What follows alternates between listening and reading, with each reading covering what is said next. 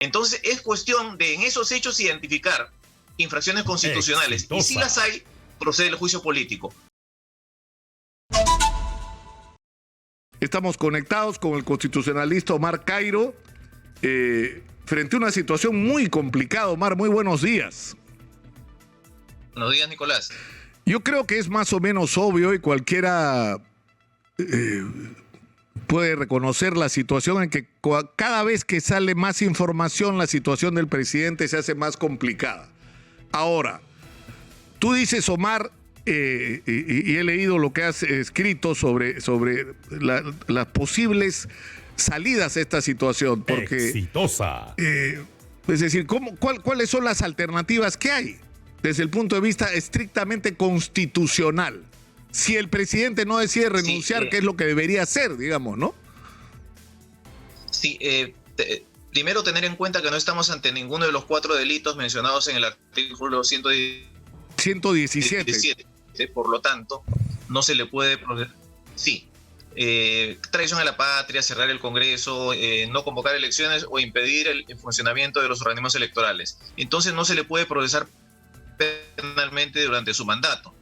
Sí se le puede investigar, pero la acusación para dar lugar al inicio del proceso penal previo ante juicio tiene que ser el 29 de julio de 2026. Por otro lado, sí se le puede, si alguno de los hechos que están apareciendo como probables, sean o no delitos, son infracciones de la Constitución, se puede iniciar un juicio político que conduzca a la destitución, es así, en un procedimiento que dura 2 meses, inmediata durante su mandato, o sea, destituirlo de su cargo por juicio político. La comisión permanente lo acusa ante el Pleno y el Pleno decide o suspenderlo o destituirlo o además inhabilitarlo. Una vez destituido, ya puede ser procesado por cualquiera de los delitos diferentes del artículo 117. Esa es la única salida existente válida. Claro. Se ha estado especulando acerca de si todo puede continuar, la investigación, y durante esta, la fiscal pedir a un juez de garantías la detención preliminar y después preventiva del presidente. Eso no se puede válidamente. La Constitución no lo permite. Y como no lo permite, se ha argumentado que hay que recurrir a tratados internacionales. Y eso tiene un inconveniente de partida, que los tratados internacionales en el Perú no tienen rango constitucional, tienen rango de ley. Artículo 200, inciso 4, dice que las normas con rango de ley son las leyes, decretos legislativos, decreto de urgencia y tratados y otras normas además. Entonces, una norma con rango de ley no puede suplir reemplazar una habilitación que la Constitución no establece. Claro. Por lo tanto, sería gravísimo que un juez pretenda invocar un tratado para detener al presidente y en realidad la detención no lo retiraría del cargo, lo dejaría en suspenso. Digamos, si dura la prisión preventiva 3 años estaría en suspenso el cargo, él seguiría siendo presidente pero preso. Y la vicepresidenta asumiría, y si ella también es destituida, asumiría la presidenta actual y tendríamos a Lady Camones como presidenta hasta el 2026. Es decir, a eso conduciría una medida como esa que no es constitucional y no está permitida. Un tratado internacional como este no puede habilitar a un juez. Además, esta norma, artículo 30, inciso 2 de este tratado dice que los Estados parte están obligados a adoptar las medidas necesarias para asegurar la posibilidad de que los funcionarios sean investigados, enjuiciados y sancionados, pero de conformidad con su ordenamiento jurídico y sus principios constitucionales, o sea, en el marco de la Constitución de cada Estado. Entonces, sería hacerle un favor al presidente imponiéndole una medida manifiestamente antijurídica. Ahora, quedaría como una víctima.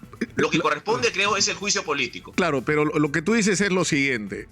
Tenemos al frente, se va a abrir, entiendo, en las próximas horas o días, nuevas investigaciones sobre el presidente, porque ahora resulta que Bruno Pacheco sostiene que el presidente fue el que ordenó ocultarlo, ¿no? Y lo ayudó y ordenó a personas cercanas a él protegerlo de la justicia, lo cual es obstrucción a la justicia. Entonces el presidente enfrenta el tema de los ascensos y los cobros por los mismos.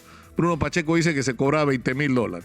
El tema de los nombramientos, que es otro asunto. El tema alrededor del Ministerio de Transporte, que es el caso, ¿no es cierto?, de Tarata, del puente Tarata, y y que es solo la punta del iceberg de toda la red de corrupción en el Ministerio de Transportes. El tema de Petroperú, es decir, el biodiesel. Es decir, es una cosa increíble, ¿no? La cantidad, más ahora el tema de la, digamos, de la obstrucción a la justicia. Ahora, todos esos son delitos. Lo que tú dices es que por esos delitos, así la Fiscalía concluya que el presidente tiene responsabilidad, no se le puede acusar y por lo tanto no se pueden tomar medidas a partir de la conclusión a la que pueda llegar la fiscal en esta investigación preliminar de que el presidente sí tiene responsabilidad. Ahora tú dices que estos hechos, aparte de ser delitos, algunos de ellos pueden ser considerados infracción a la Constitución. Y para ese tema, ahí sí puede intervenir el Congreso de la República y activar procedimientos constitucionalmente establecidos. ¿En cuáles, Omar? Por ejemplo, el artículo 118, inciso 9, obliga al presidente a hacer cumplir las resoluciones judiciales. Si alguien oculta un prófugo con orden de captura judicial, no está haciendo cumplir una resolución judicial. El artículo 97 de la Constitución obliga a todo peruano a ir a una comisión investigadora. Si un presidente no va a una comisión investigadora, está infringiendo ese artículo. El tema de los ascensos de los ascensos de las Fuerzas Armadas. La Constitución faculta al presidente a ascender a los oficiales de una propuesta que le alcance en los institutos armados. Si el presidente ha incidido en esa propuesta, en realidad está infringiendo ese artículo porque se está formulando la propuesta él mismo. Entonces es cuestión de en esos hechos identificar infracciones constitucionales. Exitosa. Y si las hay, procede el juicio político. Una vez destituido por juicio político, ya puede ser procesado por cualquiera de los delitos que tú has mencionado.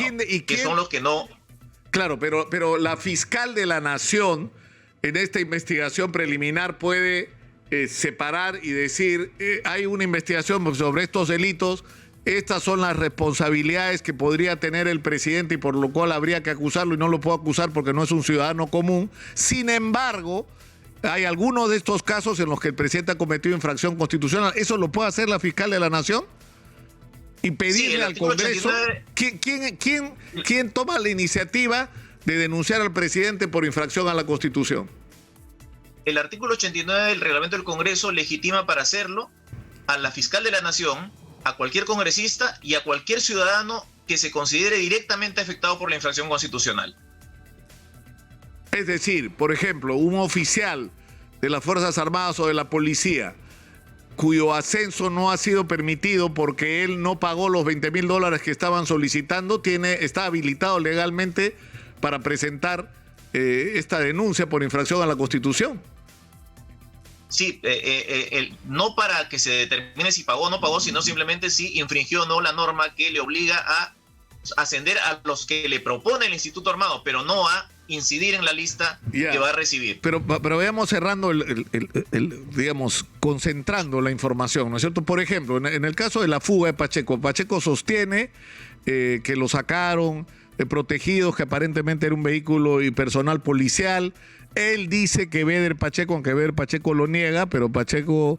Beder Camacho, perdón, sostiene que esto no es así, pero igual la investigación en algún momento va a determinar si el presidente tiene responsabilidad o no. Entonces, en este caso de la fuga, exitosa, tú lo que dices es, hay un delito, por un lado, que es obstrucción a la justicia, que tiene sus penas, ¿no es cierto?, en el sistema judicial, pero simultáneamente hay una infracción al artículo 118 de la Constitución.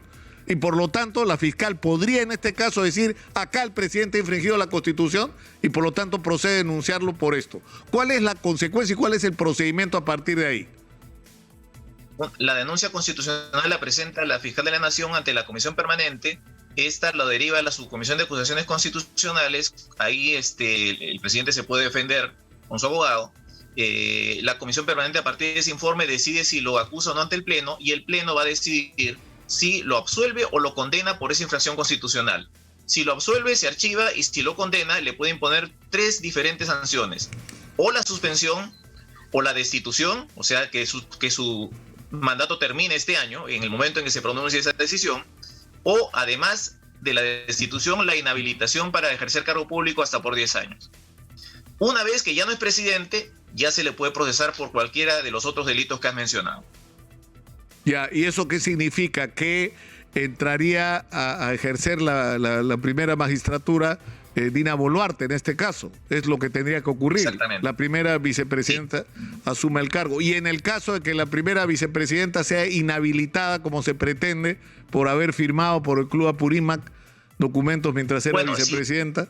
Si se hiciera eso, si se le destituyera por juicio político también, o sea, con el mismo mecanismo, por infringir el artículo 127 de la Constitución, si no me equivoco, y se le destituye, asumiría la presidenta del Congreso, pero solo para convocar elecciones presidenciales y parlamentarias. No solamente presidenciales. Ahí César Delgado dice que la Constitución no dice elecciones generales, dice elecciones. Y él dice, y tiene un argumento que es razonable, él dice, quien ha cometido la infracción es el que debe ser castigado. O sea, al decir debe elegirse también al Congreso, se está castigando al Congreso por lo que son infracciones en realidad del presidente o la vicepresidenta. Y es razonable el argumento, ¿no? Lo que ocurre es que el 115 no se pone en el supuesto de castigo, simplemente dice cuando hay impedimento permanente, que puede ser porque murió, porque renunció, porque ha sido destituido, es indiferente la razón. Dice cuando hay impedimento permanente se convoca elecciones, no dice qué elecciones, entonces hay que ver qué elecciones pueden ser. En el Perú los mandatos presidenciales y parlamentarios son simultáneos y además, por lo tanto, tienen que ser elecciones para que haya mandato de 5 años presidencial y parlamentario. Algunos dicen que sí, solamente presidenciales. Y para mantener la simultaneidad para 4 años. Eso no se puede porque en el Perú no hay periodo presidencial de 4 años. El periodo presidencial es de 5 años. Entonces tiene que convocarse elecciones presidenciales para 5 años y parlamentarias para 5 años. Claro, el problema es que esto ya es una discusión que va más allá de lo que dice la Constitución, la ley, los tratados internacionales. Esto es un asunto político, ¿no? Es decir, acá deberían entrar en discusión otros elementos, como por ejemplo la renuncia del presidente. Es decir, porque el presidente sabe lo que viene. El presidente, nadie sabe, o sea, el que sabe lo que puede decir, ¿no es cierto? Bruno Pacheco es él, el señor Silva está tramitando ya su colaboración con la justicia, su abogado está solicitando ponerse a derecho, ¿no? O sea, el presidente sabe lo que se le viene, entonces nos ahorraría mucho si renuncia, ¿no es cierto? Pero igual, sí, mira, el nivel de descrédito que tiene la clase política del Congreso de la República es tan grande que lo mejor que podría hacer es lo que pide la gente, que se vayan todos y que haya elecciones generales, ¿no? No sé si con la fórmula de Francisco Sagasti o con otra, pero algo así, ¿no? Mira, Nicolás, si es que en 1974 Richard Nixon estaba a punto de ser sometido a un juicio político, un impeachment, para destituirlo, no para que se le procese ese juicio, para destituirlo. Y como los elementos probatorios casi lo arrinconaban, renunció el 9 de agosto de 1974 y evitó el juicio político. Él iba a ser procesado después, pero el vicepresidente Ford lo indultó. Es una situación ulterior. El presidente actualmente puede decidir si esperar a un juicio político y defenderse y lograr persuadir al Congreso de que no lo destituya o renunciar. Son las opciones que tiene, depende del presidente. Omar, te agradezco mucho, has sido muy gentil por atendernos. Muy buenos días.